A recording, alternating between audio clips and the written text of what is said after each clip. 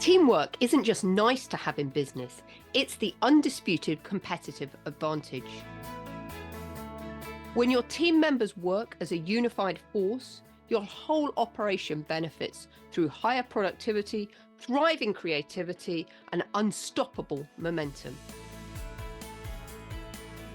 Welcome to the Impactful Teamwork Podcast, where we share with you strategies and tactics to help you develop game-changing teams so that you and your business can make a real difference in the world.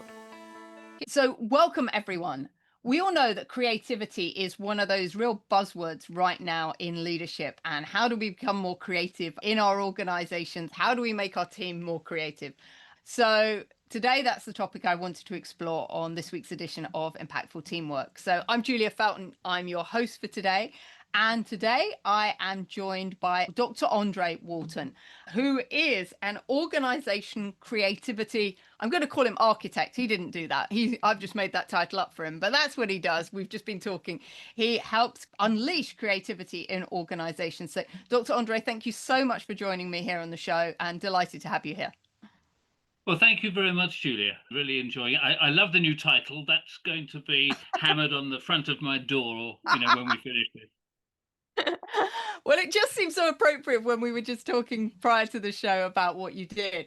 So I'm just really curious, what got you interested in creativity? It's not kind of one of those, you go to university and they say, you should be, a creative person, and do a role in creativity, right?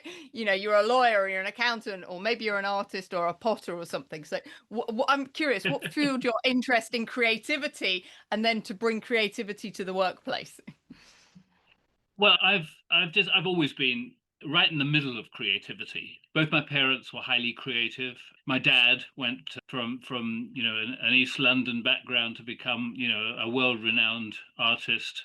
He was actually 60 when I was born, and my mother also one of the first students actually to be accepted into Reading's fine arts program at the age she was.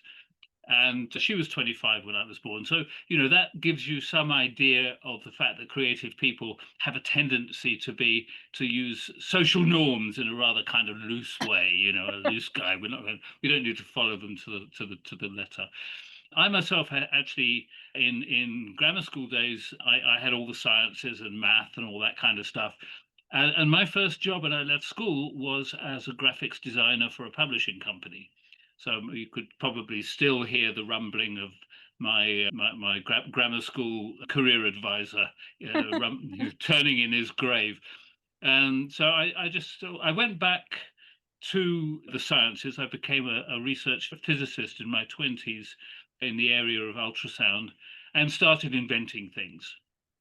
And I took 3 of my crazy inventions to become world leaders in their field. One in the area of physics, and then a microphone that dear old Frank Sinatra wouldn't get on stage without for the last 2 years of his life.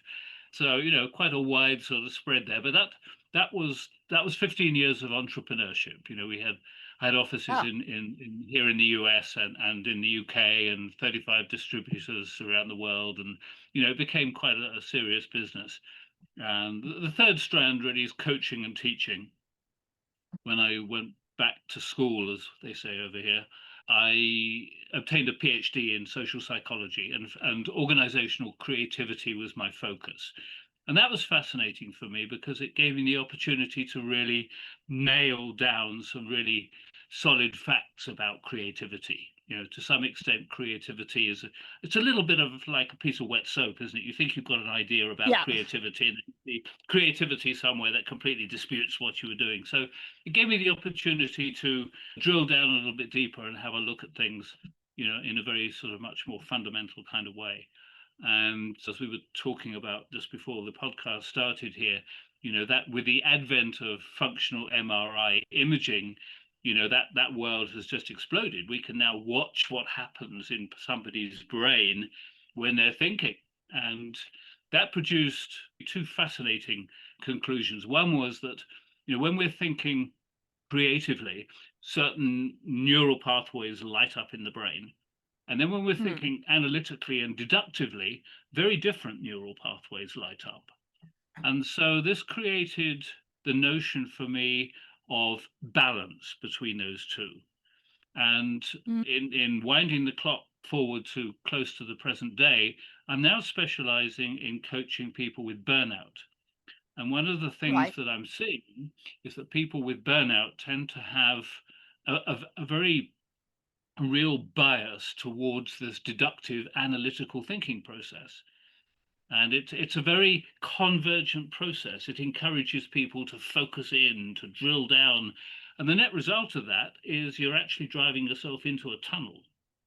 And so Yeah. the notion of balancing that, and it's like a racehorse with blinkers on, that's what happens. And so adding creative thinking into the mix produces something very different. Because that's a very divergent process. And so Mm. this whole sort of idea that of having the balance between how we were thinking when we were 2, 3, 4 years old, which is very divergent. We don't know the world. We're looking everywhere around us to see where Yeah. this new piece of information fits in. And then the convergent one, which is our adult way of thinking. We praise people for their deductive analytical capabilities much more than we praise them for things from the other side. Yes, he's a very creative person, and so, we've got this kind of bias that needs redressing if it's going to be healthy. Yeah. And I love that. I just want to highlight to everyone, what we were talking about there was this divergent versus convergent thinking, and how creatives have got this really divergent thinking and, excuse the pun, big picture, right? Divergent, seeing out everywhere, big perspective, versus what we see a lot within executives and business leaders when they get into that burnout stage, because we always told, aren't we, focus, pay attention, get really focused on what you're doing, and how that then can cause this convergent thinking. And the terminology we were talking about as well, things that just encourage that drill down, rather than big picture, you're drilling down to everything. So what are some things, some executives and some leaders listening to the podcast, might feel that they're on that route to burnout? What are some things that they can do to help them get more convergent thinking, and therefore start getting this balance between the two? What kinds of activities can people do, or strategies can they put in place? Well, there are three pillars to the programs that I run, and they're individually tailored to each person. But obviously, somebody out there listening can tailor them to themselves, and they basically hinge around relationships, recreation, and responsibilities. And Okay. people with burnout tend to have those are the three recognizable pillars that tend to suffer, where people tend to suffer when they start to get burnout. So some things are very simple. Making time to go for a walk. And Hmm. we sort of think, oh yeah, big deal. Everybody says go for a walk. Well, the interesting thing about going for a walk is that, the part of the brain that couples the left and right hemispheres actually increases in its data capacity. It's Right. called the corpus callosum, and we kind of think of first of all, the left brain, right brain having different purposes has been debunked some time ago. So, but Right. nonetheless, if we're going to get the most out of our thinking capacity, we do need to use both halves of the brain. And that little corpus callosum in the middle of the brain, considering how staggering the brain is, this is Yeah. in broadband terms, this is like, two tin cans and a piece of string. I mean, it's a pathetically bad data transfer. And I have no idea why Right. and how it evolved that way. And we can improve that by doing things that have physical regularity, but they don't require Hmm. any thinking. And it's no Yeah. coincidence that people often report their aha moments when they were walking the dog or something like that. Yeah. So it has that benefit. But also, if we can choose to go for a walk somewhere, really rather lovely, I mean, by the lake, a local park, somewhere natural, then the brain automatically uses different neural pathways than it did when we were focused in on wondering why our P&L isn't quite what we Hmm. expected it to be last month. That whole process changes, and it's not a subtle process. It's not sort of, here in one circumstance we're using this neural pathway, and then a little way away we've got something else going on. These are totally different neural pathways. And so one of the things that people can do is to really realize that and say, okay, I'm going to make active steps to add things to my life that are not part of that analytical deductive neural pathway, and if we can use those, 3 R's, relationships often get damaged in the course to getting to burnout. So, we can make deliberate efforts. We can say, okay, I know we talked about date night 5 years ago. We've done nothing about it. We need to have a date night every week, so things like that. You can also make subtle changes to your life to start to get used to the idea that this new neural pathway has validity. If you're driving to work, take a different route than you usually do. You go to the restaurant, don't automatically order the same dish that you always do, and maybe even choose a different restaurant. So bring in, at a very subtle level, changes to your life.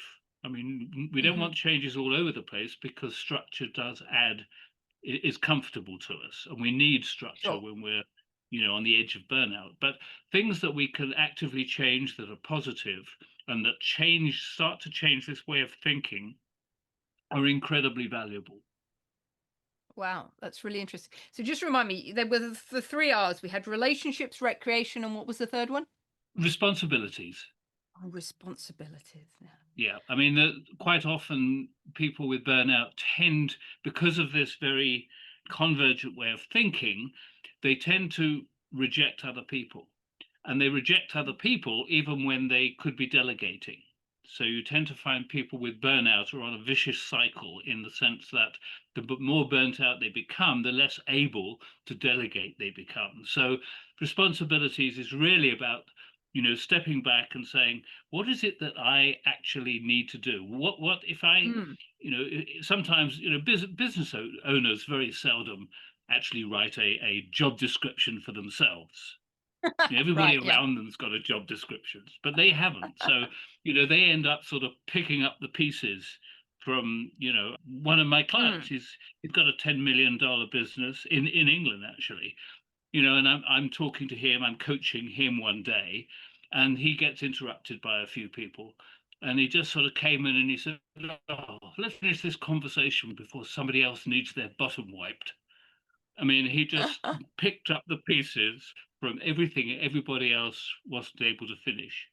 And so, that was something we had to work on. So, that need to say, okay, what is really my responsibility, and what can I build? How can I trust my employees to take some of those away and leave me with the space to do what I should be doing, which is to plan the route to achieve our strategic goals.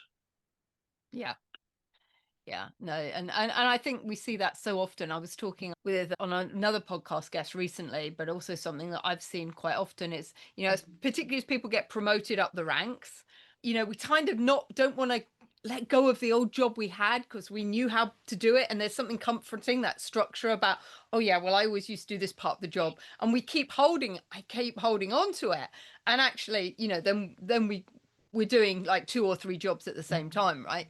And I know I was guilty of that in my corporate role, when I ended up, leading the business and sort of doing 3 roles down as well at the same time. And sometimes, you have that, if you have, you lose team members, and sometimes you've got to step in, but you just got to make sure, if that has to happen, it's just for a short period of time, and then you step back out of it again.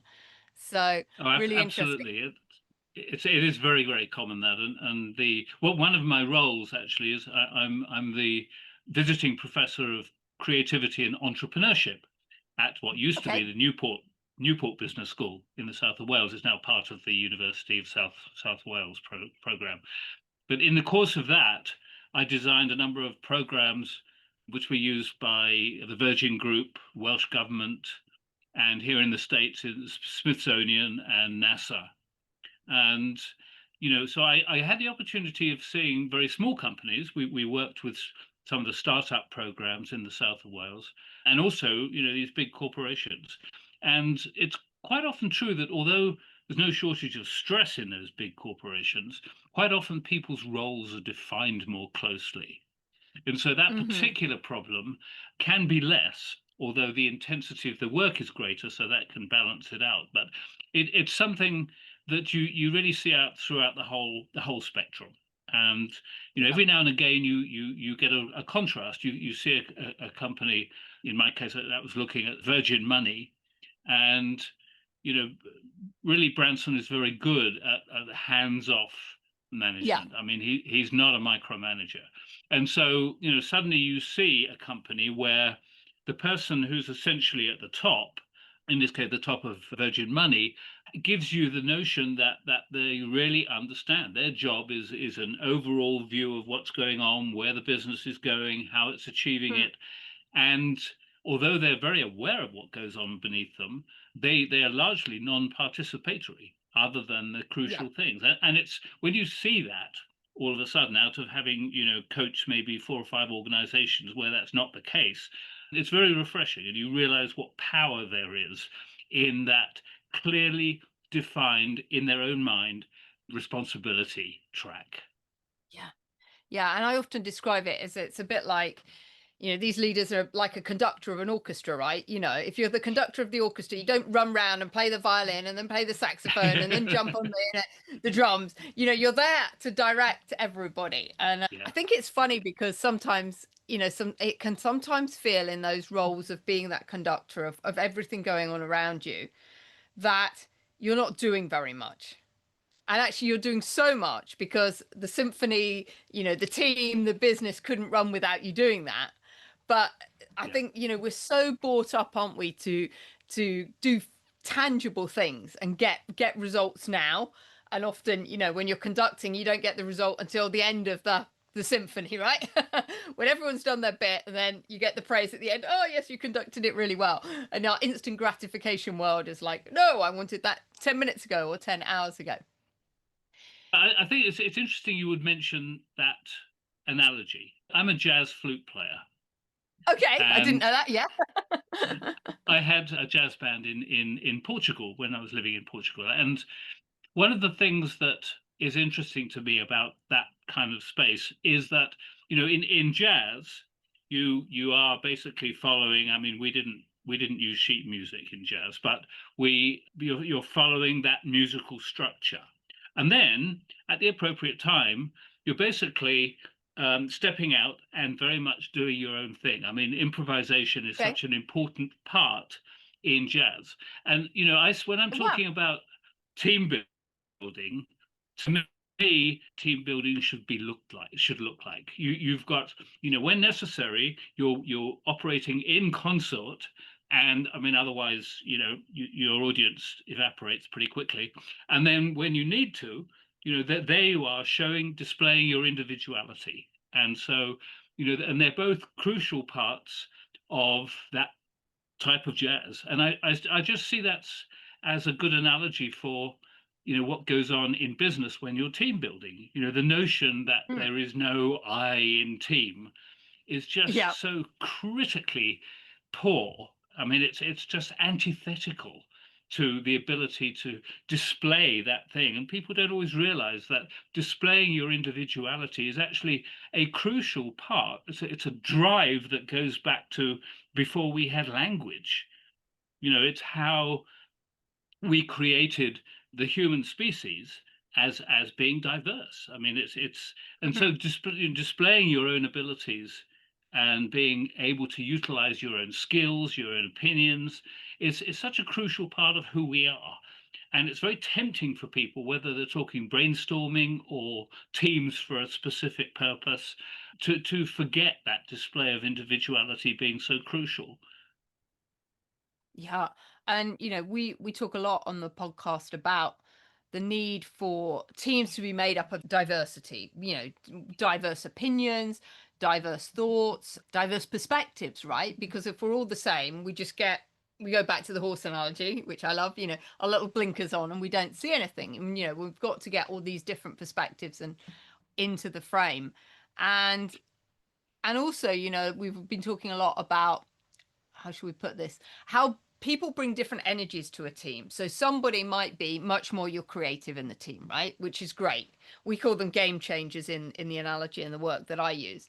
And they're the brand new ideas people. They're bringing the ideas to the team.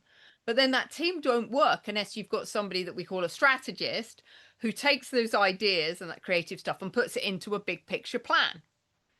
And then you need somebody who comes along to implement and get it done. And then we need a polisher who refines it, that continuous improvement makes it better, tweaks it around the edges. And then you've got the playmaker in the middle that orchestrates it.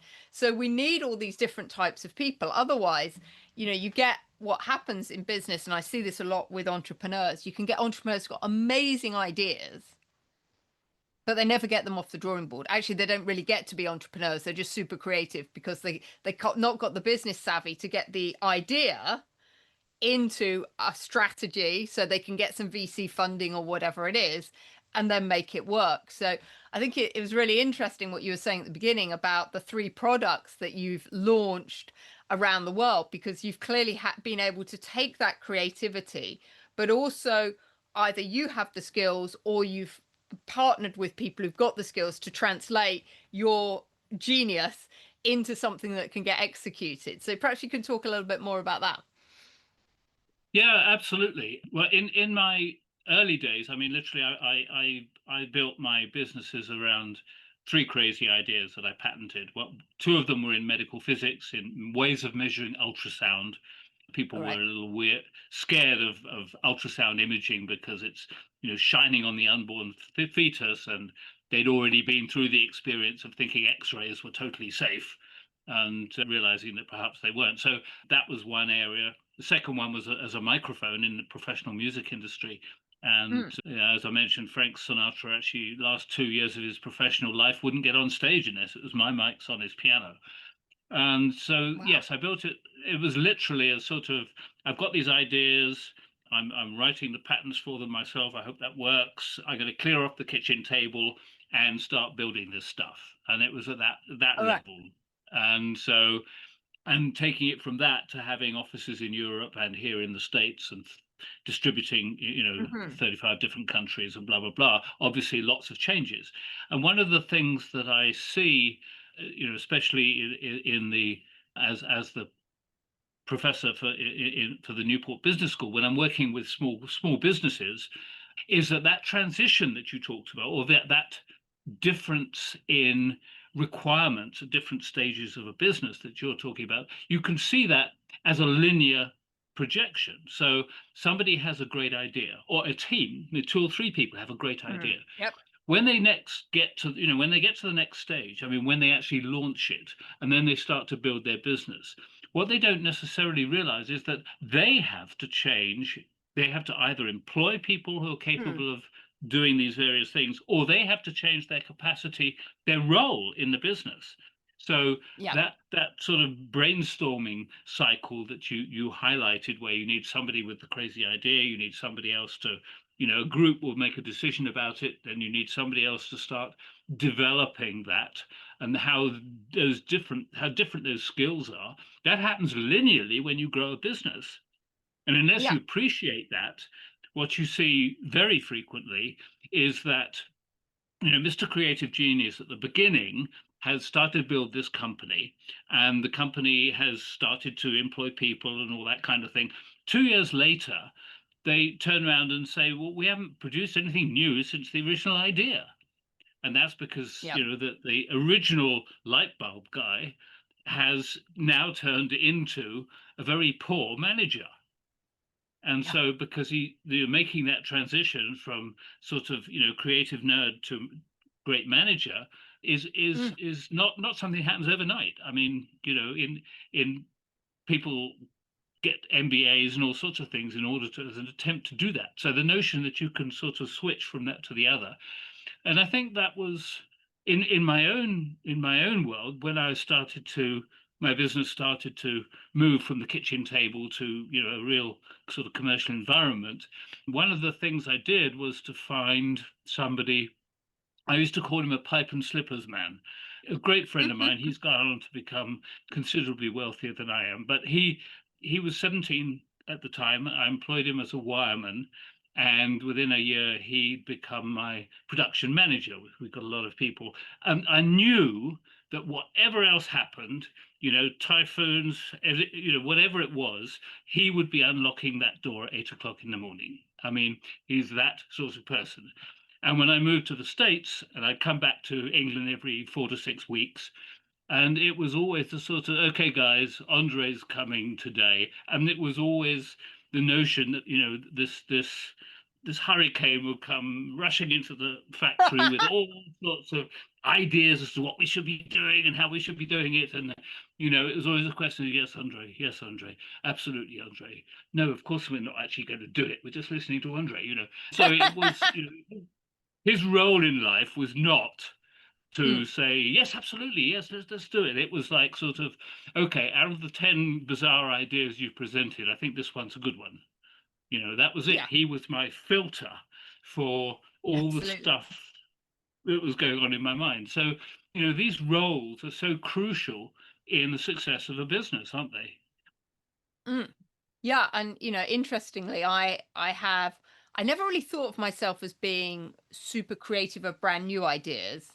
Sometimes I think I'm a bit more of a kind of James Dyson, right? You take the idea of a vacuum cleaner and you make it totally way better rather than coming up with a brand new idea that's never been done before. But I know when I was in the corporate world, I was brought in to set up a business unit in what was effectively now data analytics and market intelligence in the hotel industry. We'd already done it previously in a different company. So we brought it into the UK and then expanded it across the world. And I love that startup. It's basically, I was in corporate, but I was what they called an entrepreneur. So I basically run my own business unit, but within the structure of a corporate. So that was quite nice. But then I got to a point, exactly as you've just described in your story, where I was no longer like the super golden girl in the company, and I couldn't understand why. And it was exactly that. The business had got to a much mature phase and it needed a different type of leader. And what I now know with hindsight, and sometimes you wish you knew this at the time, right? But you never do. you looking back, you're like, that's exactly what happened. Was I started trying to take the business into new verticals, like crazy energy. Let's go into new verticals. And the team were like, well, we're on this path. I'm like, no, we need to do these new things. So, but I think this provides an interesting challenge, doesn't it? And I'm curious about what you've seen about how organizations keep saying they want more creativity, they want more ideas, they want more innovation. And yet the types of people that have this high levels of creativity, thinking outside the box, big picture, all this kind of stuff, are the ones that actually are constrained by the culture and the dynamics of those organizations, and therefore they leave. And I'm just wondering what you've seen about that. How do we create an environment, because I know that you're really big into environments as well, where that creativity can flourish against the more kind of analytical, we need to do things this way culture that exists particularly in larger organizations?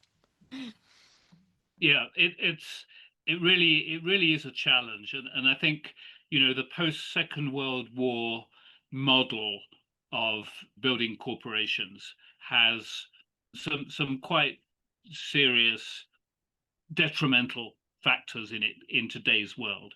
And one of those is this, you can wind the clock back and see the notion that the CFO is going to be basically running the company, because all ideas have to go through that gateway, and you can trace that idea back. There's a large publicly quoted business here in Reno, Nevada, that is now actually been taken over by an Italian business, but they're in an industry where they really needed innovation. I mean, without innovation, they're dead in the water. And here in Nevada, it's no surprise that this industry was in the gaming industry, which in Nevada means gambling. And so, and this company, they employed somebody who'd previously been very innovative, but in software, but not in the gambling industry. Mm-hmm. And they implanted him into their business and sort of sat back and waited for the plant to grow and great innovative things to happen.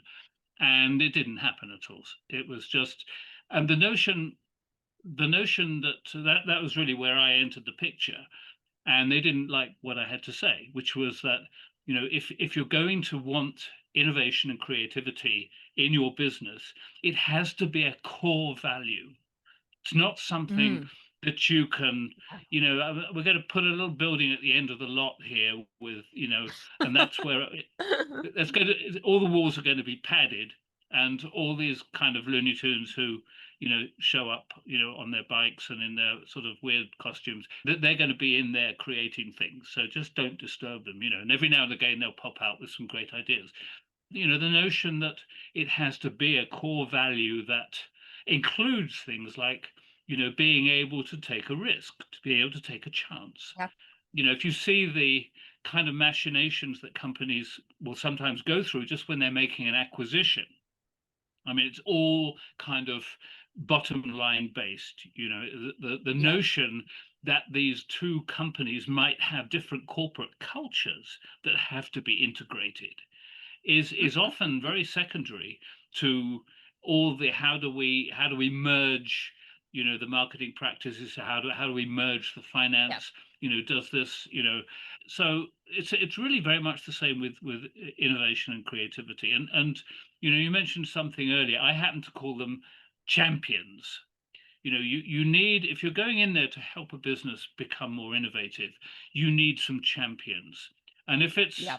let's say it's a sort of middle range kind of company with maybe two to 500 employees, something like that, you might have three or four discrete departments, and you'll need to have champions in that department who can basically carry the seed of innovation. They believe, you've done all your initial conversations and so forth, and some people will say, wow, Andre, I really get that, yes, let's go with it. And then others won't. And then, Yeah. the stick in the muds can just stay where they are. That's fine. You need those champions to get into the roots of the company and basically be able to say, come back to you and say, what, I think it would be really great if we could use these kind of processes. And so, you turn that into a kind of an equation for, then, you put them all together and you take them to the board and you say, look, this is the kind of thing that our innovation audit produced. And so by that sort of process, you get into the roots of the company, that they respect creativity, they respect people who are creative, and they're prepared to basically fertilize those areas of the company. And Mm. this kind of superficial, adding on a few creative people, it just doesn't work, because everything's Yeah. against them. They don't like the environment they're working in, because people don't Yeah. understand what they're doing, and more importantly, most of them don't even care. So, Yeah. what incentive have they got to actually really be innovative and creative? Yeah. I really love that the creativity has got to be embedded in the values and kind of the DNA of the company. And I think it's really interesting. We talked a lot about on this podcast as well about reinvention and how the cycle of reinvention for businesses is just becoming shorter and shorter and shorter, obviously with the Yeah. advent of technology and everything else going on. And therefore there is becoming more and more this compelling need for organizations to embrace and fully integrate creativity within them so that they continually reinvent. And we talk a lot about reward the try, you know, making it okay for people to experiment and be creative without this fear of, I'm going to lose my job or, what's going to happen. And therefore the psychological safety that needs to come around that, which is so important. So really, really fascinating. So I just want to close on one last thing that we were talking about before we came on air, which is the fact that generally, happiness comes when we've got this balance of thinking, the convergent, the divergent thinking, and I'm just curious about, how do you think we can make the world, business a happier place? What are some top tips that we need to be doing there to do? Because ultimately, right, we all want to be in a job that we love to do, have a great experience, have a great family life, and be much happier. But unfortunately, the energy of the world now is a little bit somber. Yes. Yes, it is. Well, I think almost on a practical side, almost anything we do can be either done in a somber way or, a happy, jolly way. And the difference between the two is frequently our ability to display our own individuality. And so, Mm, if we're, and at one level, that sounds quite trivial. When you sort of dig into it a little bit, it becomes less trivial because what it really requires to take that whole message to heart is to create a space where people feel safe. mm, They just even taking this back to the team environment. If you've got a team of people there and it happens to include the boss, you will inevitably get people who sit back and think, well, I'm not going to make an idiot of myself in front of the boss, so I'm going to let them do all the talking, that yeah, kind of thing. Well, that if you expand that up to the business, in general, not necessarily in a team environment or doing a team activity, then you have the notion that in some way you can't really talk about certain things. You can't, and that's very restrictive. It means, and it yeah, may be nothing to do with the business. It just might be, your own personal life, but not being able to feel safe to discuss with something. I mean, maybe something is going on, at home where you really do need somebody to talk to. You don't want to spend the yeah, money or the time going to, a counselor. And anyway, that's not really part of your daily life, but you would like yeah, somebody to actually talk to, that kind of thing. So, and you can take that down. It doesn't necessarily mean that you have to air something, that's going on in a major way. It can just be general conversation with the, sort of, Jack, you've got kids. This is what my teenage boy is up to now. I mean, is that normal? And just get other people's input on your yeah, life. And so, that in itself, remember that outside of our need for food and our need for water, the next biggest need we have is connectedness with others. yeah, And so, yeah, in your world, well, hopefully you've got that connectedness in your family, but that's not where we spend most of our adult life. Most of our adult yeah, life is spent at work. So, getting those connections in such a way as they can be, genuine connections where you can be a little bit mhm, vulnerable. You can also play the role of somebody who is being trusted and who trusts. All that stuff is absolutely crucial to our well-being, and it's something which is, organic, but also you can provide the environment where that will become fertile. And it also, of course, it's not only the route to happiness, it's also the route to ground level innovation. You don't need a yeah, brainstorming team. If everybody is able to think creatively in their own space, then innovation becomes organic. It's like, why don't yeah, we but why don't we do it this way around? Oh, I don't know. Let's think about it. Let's all talk about it. It's not something where we like. So I'm not going to come up with any new ideas until we have another brainstorming session. It's not that. yeah, It's these things all and they're all connected, and it's all about yeah. displaying your individuality and being comfortable to do that. Excellent. Wow.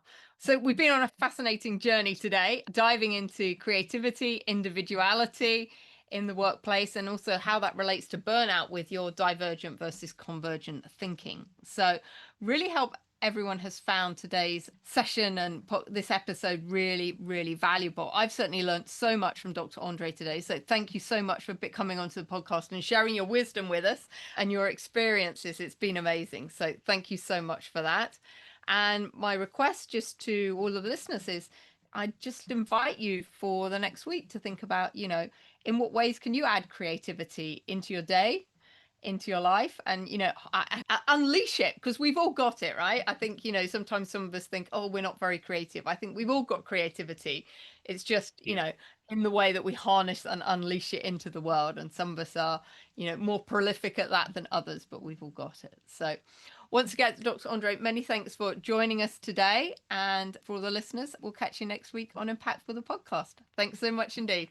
Bye-bye. Thank you very much, Julia. Thank you.